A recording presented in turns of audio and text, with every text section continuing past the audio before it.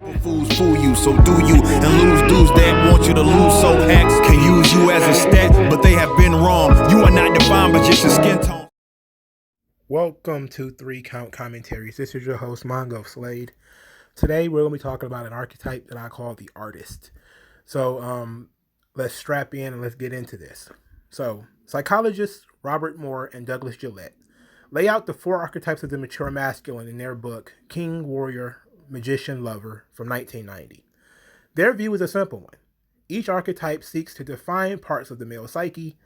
Though every man has bits and pieces of all the archetypes within him, his behavior is usually driven by a particular set of energies. In this video, we will discuss professional wrestling through the lens of what I call the artist, a sub-archetype of the Moore and Gillette's Lover, which features some important elements from the Magician archetype. Before we can truly understand the artist, as it's its own unique subsystem, we first must come to understand the lover as Moore and Gillette describe it. The lover is defined as our sensation function. This is the part of ourselves that seeks primal desires like sex and hunger. The part of us that seeks out experiences through our senses. We want to see, touch, taste, smell, hear the world around us, to feel engaged with the environment that we live in. Indeed, the lover within us wants to engage the outer world, our environment. From this, we gain knowledge of the world and also from the meaning of our own lives in relation to the world. The romance is the domain of the lover, obviously, but romance doesn't necessarily mean mating.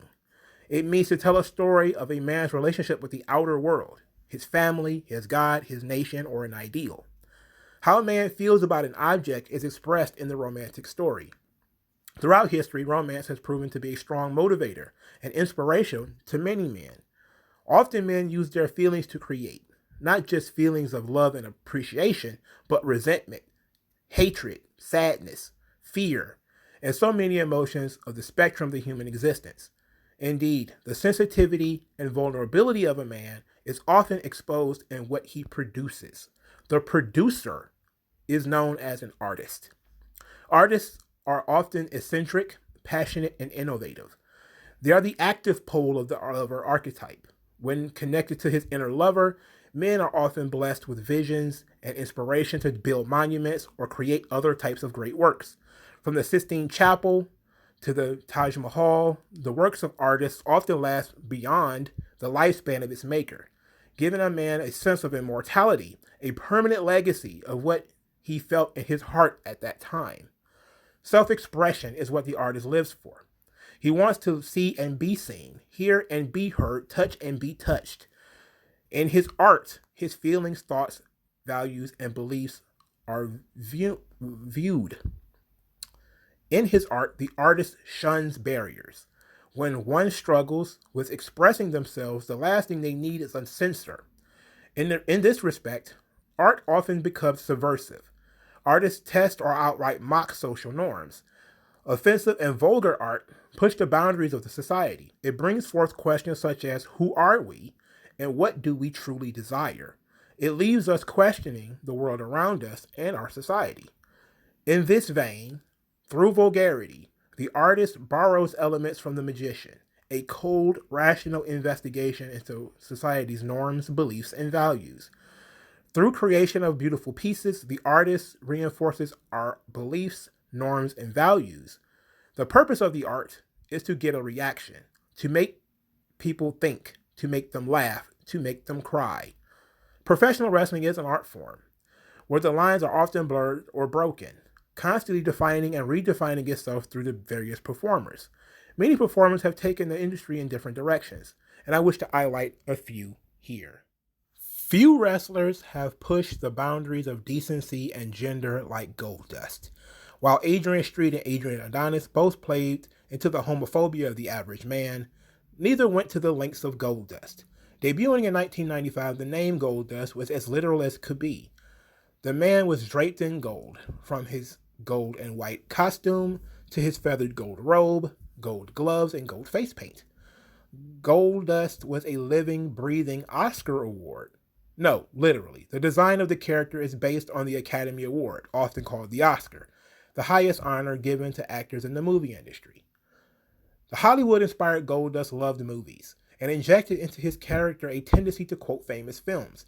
Much of the character's antics left audiences confused, frightened, and flat-out angry. The visual of Goldust was striking. A 6'6" man covered in gold and wearing a gold wig. But the antics of Goldust is what took the character from weird to outright offensive. Goldust spoke in breathy, hushed tones, often caressed his own body and licked his lips seductively. This narcissism was creepy enough, but once it became clear that the character was obsessed with other male wrestlers, the game changed.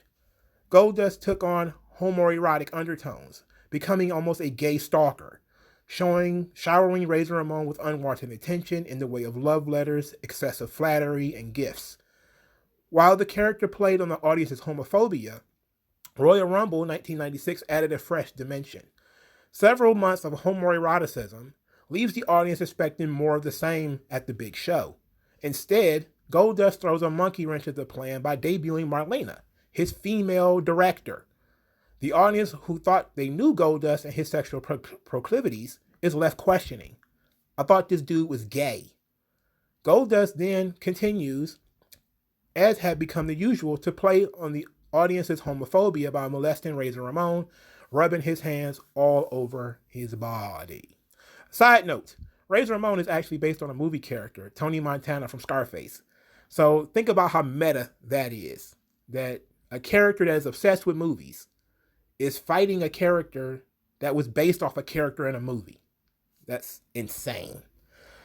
The character's psychology, Goldust's psychology, was all about making his opponents and his fans, the fans in general really, uncomfortable. The more successful he became, the further Goldust pushed the issue. WrestleMania 12, the Hollywood Backlot Brawl versus Roddy Piper would be another exhibition on Goldust taking it to the next level. Piper and Goldust fought viciously around the environment before making their ring for the big finish. In the ring, Roddy Piper strips Goldust of his wrestling gear, revealing that he wears women's lingerie underneath his tights. Later, in May 1996, Goldust will perform quote-unquote mouth-to-mouth resuscitation on alpha male Ahmed Johnson, leading to the Intercontinental Championship clash at the King of the Ring. The progress and success of Goldust would be handicapped by a wave of complaints from family groups and gay activist organizations. But the character continued to break barriers. In the late 90s, Goldust would become an even more outrageous character, wearing BDSM-inspired gear complete with a ball gag. While Goldust was at his best against polar opposites, Razor Ramon, Roddy Piper, and Ahmed Johnson, the serious hyper-masculinity of these characters played well with the playful yet predatory homosexuality of Goldust. The psychology of the character, the mind games, and the questioning add a unique and innovative element to the stories he was involved in. Gender norms, sexual norms, none existed with Goldust. Questions about manhood and sexuality surround the character. As a personality, Goldust was a treatise on the American celebrity culture. A man who quoted movies incessantly shows an obsession with the medium, which is deep and powerful. The character also offers some insights into the culture of Hollywood. The film and entertainment industry in the United States is known for its unusually high levels of transgenderism, homosexuality, and other sexual dysfunction, such as pedophilia, in the years prior to Goldust and the decades since. Sexual confusion in Hollywood is as accepted and expected as sunshine. Goldust is one of the wrestling business's most enduring and beloved characters. Scary, creepy, playful, disgusting, menacing, humorous, Goldust could be all of these things. A genius whose work can never be replicated in the modern world. To see prime Goldust in the new millennium creates a whole new experience, and it will become more special as time goes on. In 1997, Shawn Michaels decided to throw decency through the window like he smashed Marty Jannetty through the barbershop window 5 years prior. Michaels had become a risque performer in 1995, constantly gyrating and stripping nearly naked for screaming girls. Michaels often teased the audience with pulling his pants down, showing his penis. In 1997, the flirtation stopped, and Shawn decided to cut the cuffs completely loose.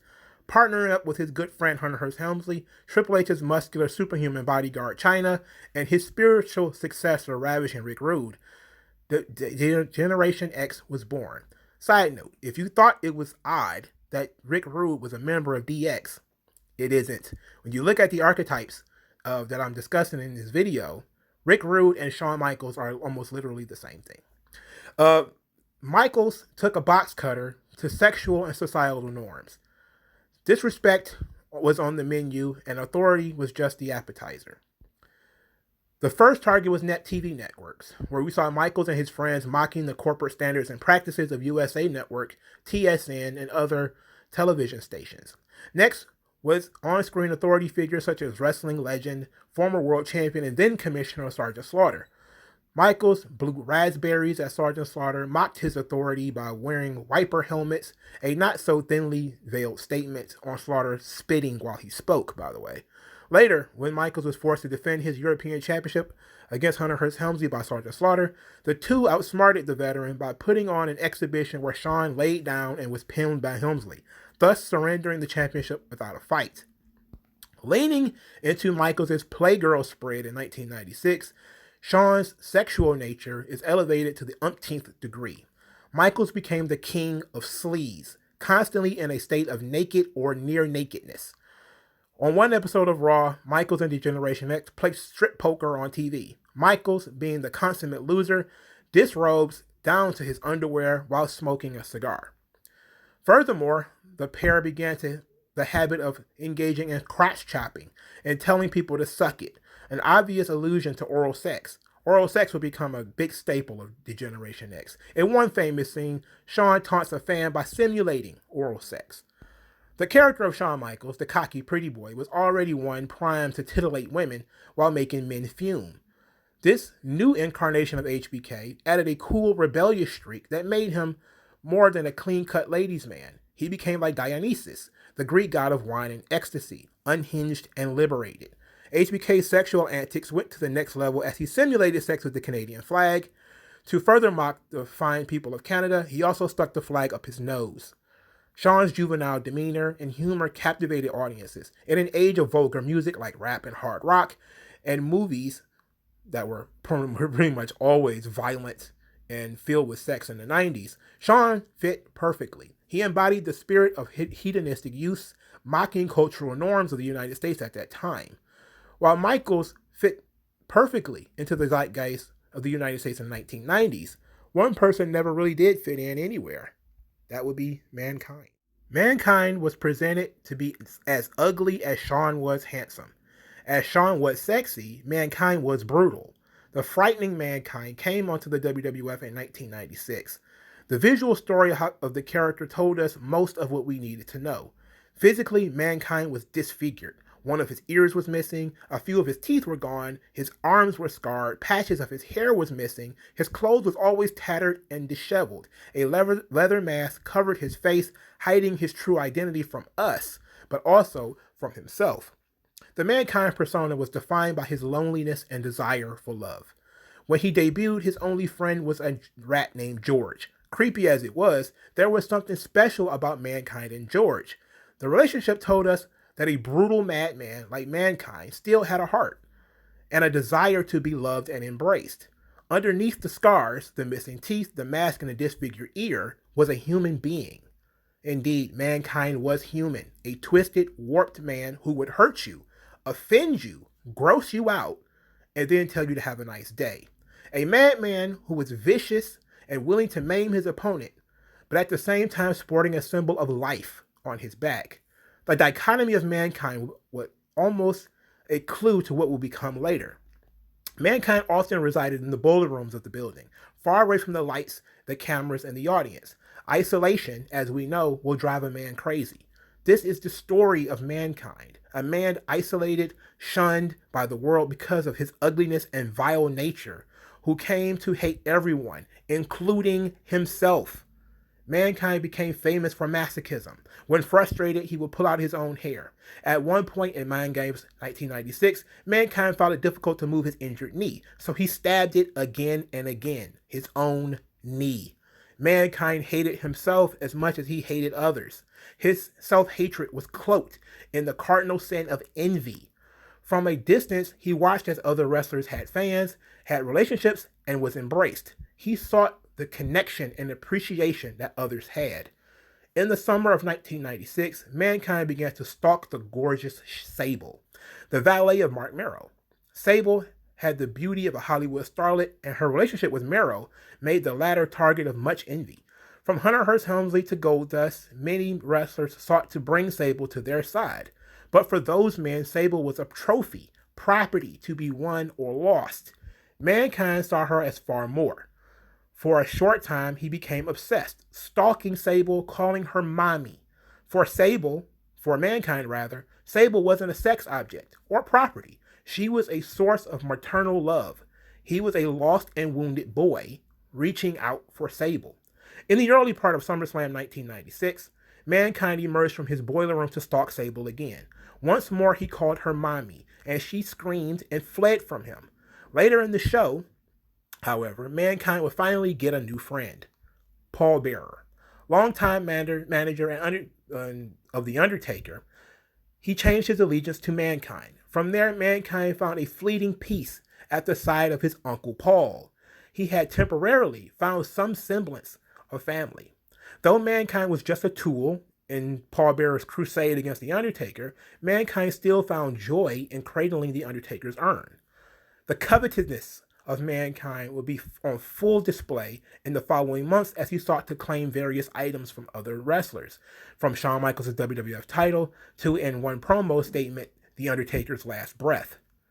From a new perspective, one can analyze the character of Mankind by understanding that the character lacked many of the tools which made other wrestling stars famous.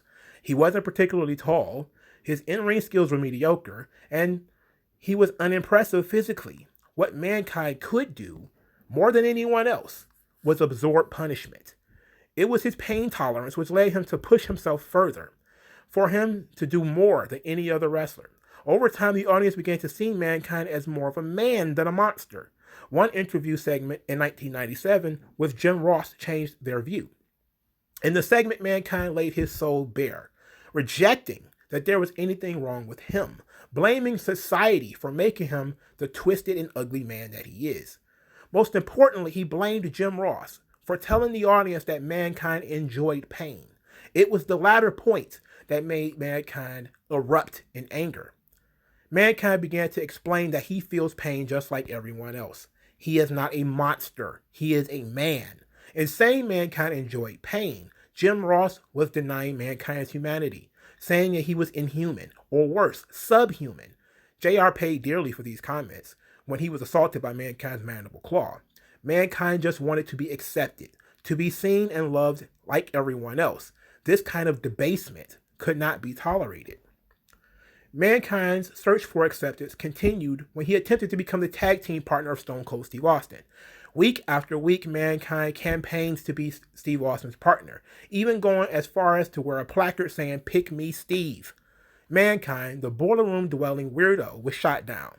However, a new character, Dude Love, a personality who has the same scarred body, missing ear, and other deformities as Mankind, was beloved on his very first appearance. Dude Love exuded charisma, confidence, and gregariousness. He often referred to Mankind as a mutilated freak.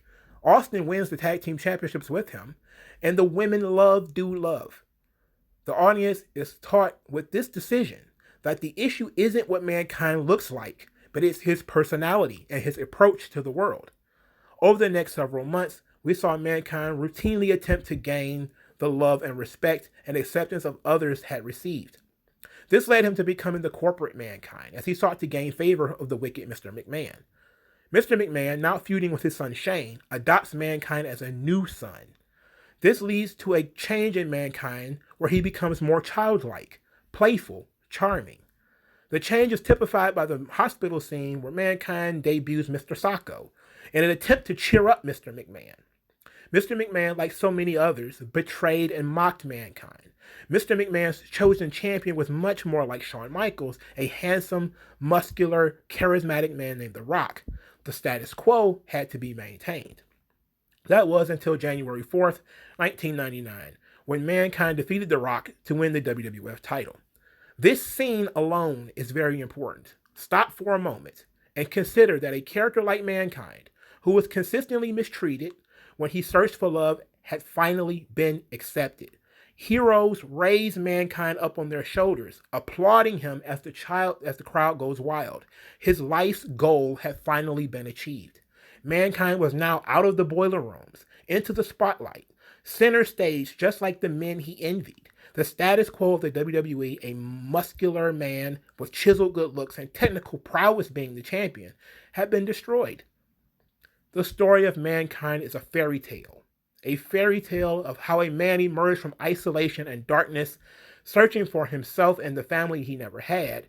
He stumbles, makes mistakes, has to learn the norms of life outside of the boiler room, which is his sacred space.